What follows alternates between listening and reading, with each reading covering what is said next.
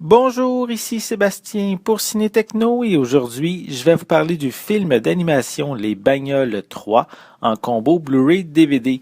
C'est réalisé par Brian Fee et ça met en vedette les voix anglaises de Owen Wilson, Christella Alonso, Armie Hammer, Chris Cooper, Nathan Fillion et Larry de Cable Guy. C'est distribué par Walt Disney et disponible en magasin depuis le 7 novembre 2017. Dans ce film d'animation de Pixar, Flash McQueen, qui est le champion sur les circuits de course automobile depuis très longtemps, est un jour évincé de son sport par la nouvelle génération de voitures de course ultra rapides.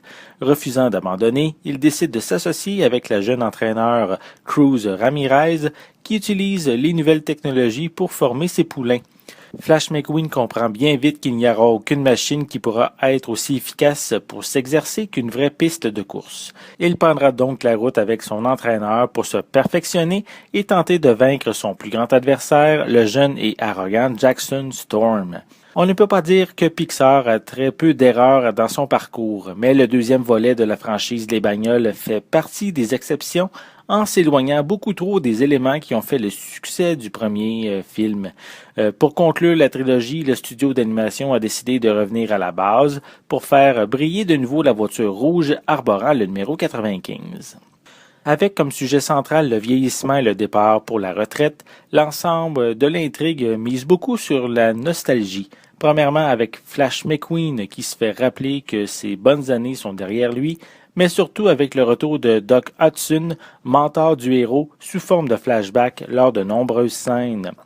Mata, la remorqueuse, est présente pour nous offrir quelques situations rigolotes, mais quand même enfantines. Sally, la séduisante Porsche, fait une apparition afin de supporter Flash, mais malheureusement, ces deux protagonistes sont peu présents. C'est à Cruz Ramirez que revient le rôle de personnage de soutien. Elle s'occupe de remettre sur roue la voiture en perte de vitesse dans un centre d'entraînement à la fine pointe de la technologie.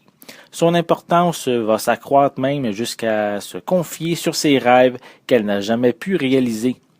Les courses sont évidemment des moments importants et demeurent aussi efficaces que dans l'opus original. Le talent de Pixar est remarquable avec des images détaillées tant sur des objets en premier plan qu'au niveau des décors.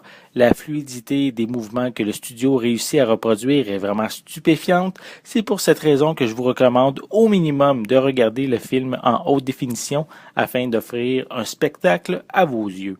Pour les pistes sonores, elles sont disponibles en anglais DTS HD 7.1, français et espagnol 5.1 pour le format Blu-ray, ainsi qu'anglais et français 5.1 pour le format DVD. Les deux formats ont une piste sonore anglaise DVS stéréo avec des sous-titres en anglais et français, en plus de l'espagnol pour le format Blu-ray.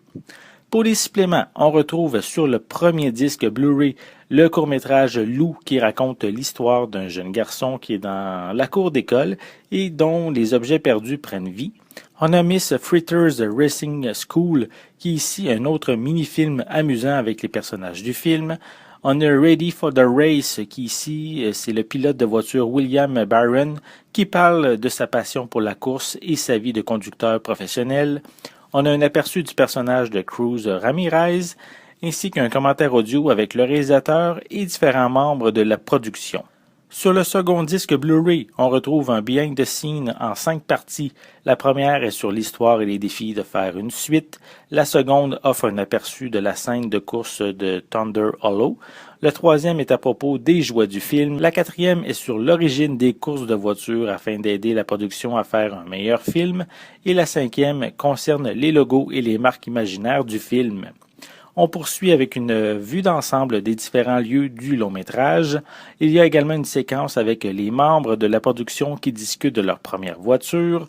On retrouve des scènes supprimées, des bandes annonces, des vidéos promotionnelles, une copie DVD ainsi qu'une copie digitale. Les Bagnoles 3 ne surpassent pas le premier long-métrage puisqu'il y a certaines longueurs et une histoire prévisible, mais il réussit haut la main à faire oublier le second opus de 2011.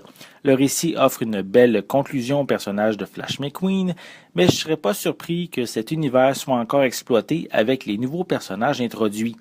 C'était Sébastien, merci et bon visionnement.